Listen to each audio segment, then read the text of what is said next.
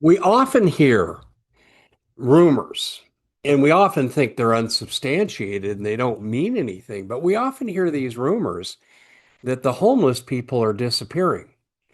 And I dismissed that. I said, first of all, homeless people can go here, there, and everywhere, and they're not working. They don't have a permanent residence. They'd be hard to track. And so I dismissed the stories until now. We may know, or at least have an idea, where some of them, not necessarily most or all, but where some of them are going, courtesy of the state of Utah and legislation that they have passed, and they have acted upon it. And if you haven't heard this, I think you're going to be as surprised and as shocked as I was. Yet, this is real. My name is Dave Hodges. I am the host of the Common Sense Show, where the show that is freeing America one enslaved mind at a time. We are brought to you by, well, something that's exploding. Can you guess what that is? Crypto. And we're brought to you by My Digital Money, the most reputable organization out there. Crypto is going to continue to explode as long as the Trump administration's in power. And I believe whoever follows him, whether it's Marco Rubio or JD Vance, we're going to see the same strategy for quite some time. This is now the time to jump in and make money.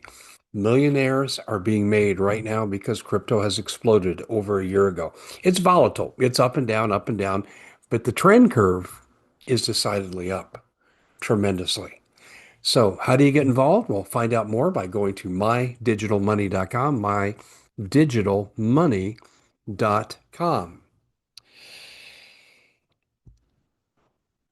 Utah work camps for the homeless. This is Eric Tars, and you can find him on X at Invisible People. And he represents the National Homelessness Law Center. And what he has discovered, shocking, shocking, but it's not hiding. It's in plain sight. Let's see what he has to say.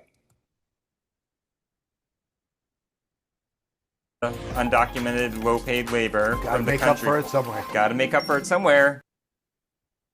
They want to put up more of these alligator Alcatraz style mega tent sprung structure type facilities. They've got the kind of pilot project for that in Utah, where the governor has said, we are going to completely support and implement Trump's executive order. And just last week, their homelessness board, which was created by some Cicero legislation, they passed a plan for a 1,300 person megatent camp 7 miles outside of downtown in the middle of nowhere, no public transportation. 300 beds are going to be involuntarily committed, locked facilities.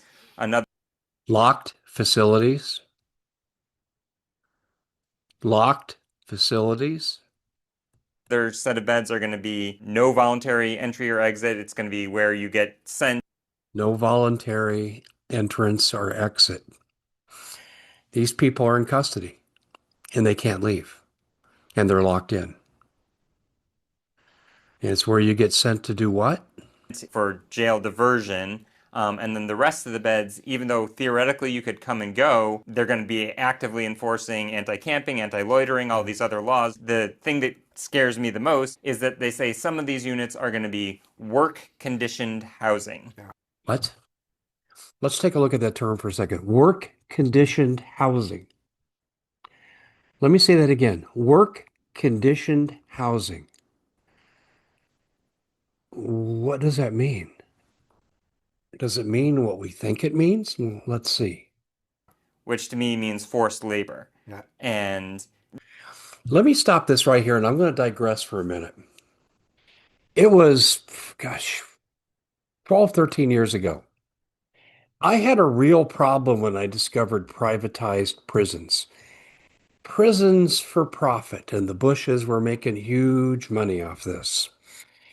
And basically, it was the privatization of state-run prisons, and they ran them for profits. And what we found in there was, you would have companies like Target and other major industries basically paying near slave wage labor, and inmates were forced to work producing products. And if they didn't cooperate, they'd be punished. Their sentences could even be lengthened. And I questioned, how do you do that without judicial involvement? But they claimed that they could do that. And this was really common. It was called privatized prisons. And it really kind of became a rage. There were even a couple of documentaries about this in mainstream media. And I thought, okay, well, it's going to end. Well, not only has it not ended, the concept is something I'm seeing here. If you're doing forced labor and you're locked in, who are you doing the labor for? You see, they're leaving that out of the legislation. Campaign donators that want free labor or near free labor. I mean, I'm speculating, but in the absence of information in a vaguely written bill, this is how I see it. I see it a return in a different form. These people aren't necessarily convicted criminals. Well, they've been criminalized because they're caught up in a system that's corrupt, it's oligarchical. We're seeing huge wealth transfers. People are losing their homes, and they're adapting as best they know how. And it's been declared to be a crime. And not only are they declared to be a crime, these are gulags. We've seen some of these other bills introduced at the state level that also have this forced labor element to them in Louisiana and West Virginia. To my eyes, I see them kicking out all the undocumented, low-paid labor from the country. See, I think undocumented is part of it, but it's not the entire part because this is also expanding into what? Homelessness, which has basically been criminalized. One of the things that I raised my eyebrows to when Trump sent the National Guard into D.C., and Mayor Bowser, to her credit, said, this is good. We lowered crime. And they did lower crime. I don't want to take away from the accomplishment. But one thing that I said, what? You got to be kidding me. That they cleaned out the homeless people. Well, unless you're creating housing for these people, cleaned out means what? Is this what we're looking at for a future solution to an increasingly shitty economy that is producing record numbers of homeless people? I hope not. But that appears exactly to where this is going. I really want to hear your reactions to this. You want to know more, and you can follow Eric Tarr, spelled Tars, at Invisible People. By the way, if he's out there perpetrating false information, this guy's a lawyer. He could be disbarred. So I'm sure he's on firm ground here. And the legislation supports what he's claiming. Do you have a problem with this? I have a problem with this. Under the law, Article 4, Section 4, you can deport people who are undocumented. A lot of people don't like it, protesting ICE. I think there's a right way to go about it and a wrong way to go about it, but that argument aside, it's legal. But do we really want to put them in camps? And the fundamental issue that should concern every American, do we really want to criminalize homelessness to the point where they become virtual slave labor? Now, I don't have information like the prisoners I remember back in the day, 12, 13 years ago, were paid anywhere between 8 cents and 45 cents an hour. That was the going rates as I found. Are these people going to be compensated?